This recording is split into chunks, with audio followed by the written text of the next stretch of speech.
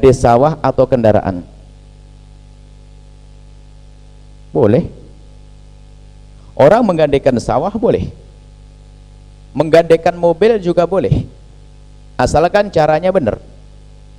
Nggak ada riba menggandekan sawah, nggak ada riba menggandekan mobil. Yang menjadi riba adalah cara pembayarannya. Baik, begini, saya punya sawah, enggak, saya punya uang saja. Saya punya uang, Anda punya sawah, lalu Anda perlu uang, pinjam duit kepada saya, Buya, saya pinjam duit 50 juta.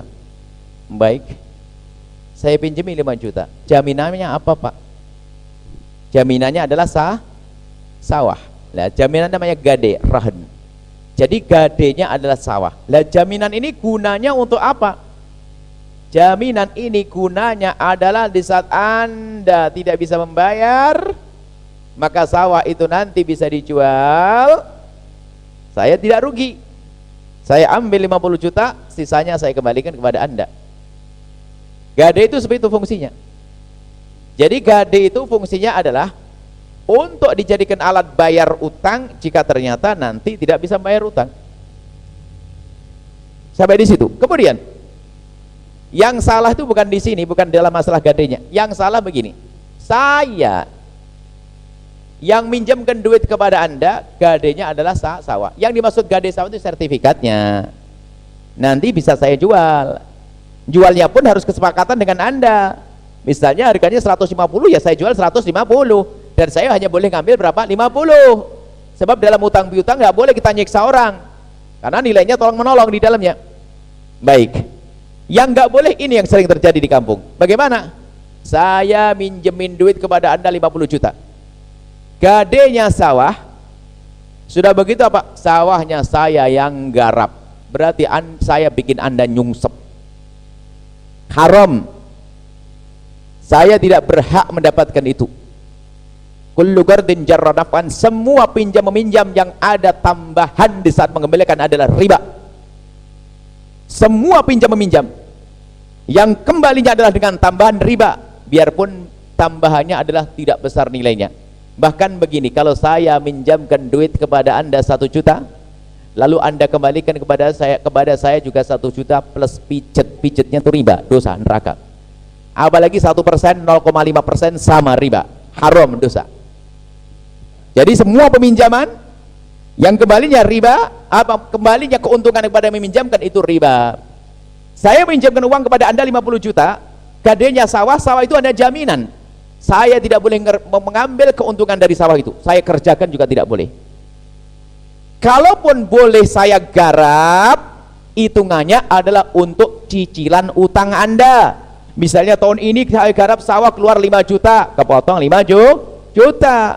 Sekarang ini tambah nyuksep orang yang melarat ini. Yang kaya tambah kaya, masuk neraka juga. Sudah saya minjemin duit 500 juta, 550 juta, Anda nggak bisa bayar-bayar. Kenapa? Wong sawahnya saya pakai. Nah, nggak boleh, haram hukumnya. Karena apa? Keuntungan kembali kepada saya minjemkan. Mungkin ada yang berkata, loh tapi kan saya pengen beruntung. Kalau untung jangan masalah pinjam-pinjam, bisnis dong, dagang nanti kalau salah keuntungan. Sama mobil juga demikian. Ini mobil, saya punya duit, Anda pinjam uang kepada saya, gadenya mana? Mobil sedan Anda, mobil Kijang Innova, saya pinjam 50, Anda pinjam 50 juta, gadenya mana? Mobil, sertifikatnya saya ambil, mobilnya diletakkan di Anda boleh, kalau saya percaya kepada Anda, mobil boleh diletakkan di saya, tapi saya tetap tidak boleh pakai, hanya saya simpan, atau boleh dititipkan di orang ketiga, karena mungkin kita sama-sama tidak kenal, cuman saya pengen nolong Anda 50 juta, mana mobilnya? Anda mau saya titipkan orang yang ketiga, saya titipkan kepada Anda, saya belum percaya sama Anda, saya baru kenal sekali, jangan-jangan duit tak kasih, motor pergi, mobil hilang. Tapi kan pinjam meminjam tetap harus berlangsung, biarpun Anda tidak kenal saya tidak kenal Anda, tolong menolong harus terjadi. Bagaimana? Jaminannya dititipkan di orang ketiga. Baik, di saat jaminan pada Anda, misalnya Anda pinjam 50 juta, saya kasih 50 juta, jaminannya mana? Mobil Innova saya, Buya. Baik, mobil Innova. Lalu saya berkata, mobil Innova boleh diletakkan di rumahmu. Lah, baru yang punya mobil boleh pakai dengan catatan. Yang punya mobil boleh pakai dengan catatan satu, atas izin saya. Yang kedua, nilainya nggak bakal berkurang gara-gara dipakai. Atas izin saya. Tapi saya minjemin duit nggak boleh. Mobilnya sini, saya pakai rang-reng. Nggak boleh, haram saya menggunakan mobil Anda. Kenapa? Saya yang minjemi. Kenapa? Saya naik mobil Anda itu ada nilainya. Kalau disewakan sehari berapa? Coba, ayo. Ini hati-hati. Ini kebanyakan di kampung-kampung masalah menggandakan sawah, orang melarat tambah nyungsep karena sawahnya digarap sama si kaya yang minjemin duit. Wah, ini neraka. Perlu dibenahi. Ini banyak. Kita pernah dapat pertanyaan itu bukan dari Jawa, tapi dari Sumatera sana. Semoga di Jawa tidak ada. Cuma tak tahunya suatu ketika saya bilang, oh di Jawa banyak juga. Innalillahi wa inna rajiun. Nah, ini musibah. Perlu kita kesadaran dalam hal tolong menolong. Hidup ini bukan untuk peras memeras. Hidup ini dalam irama tolong menolong. Baik, ingat, kalau Anda memang pengen menggarap sawah tersebut, akadnya sewa. Ya, akadnya sewa. Saya yang minjemin duit kepada Anda, ini saya sempurnakan karena banyak kejadian nih. Saya minjemin duit kepada Anda 50 juta. Jaminannya adalah sawah. Cuman Anda memang juga nggak bisa garap. Lalu sawah saya garap, saya akad sewa menyewa. Per tahun saya sewa berapa? Oke, sah. Saya nyewa. Berarti sewanya ada hitungannya.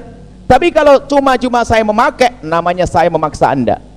Tapi yang penting kan rela. Gimana Anda rela kalau Anda ngasih, tidak saya kasih duit 50 juta kok. Fotonya rela-rela. Sebetulnya nggak rela, ya ngenes saja dia. Hati-hati masalah halal haram ini. Mungkin ini yang ditanyakan tadi, cuman dia tidak bertanya. Kalau gade adalah sah.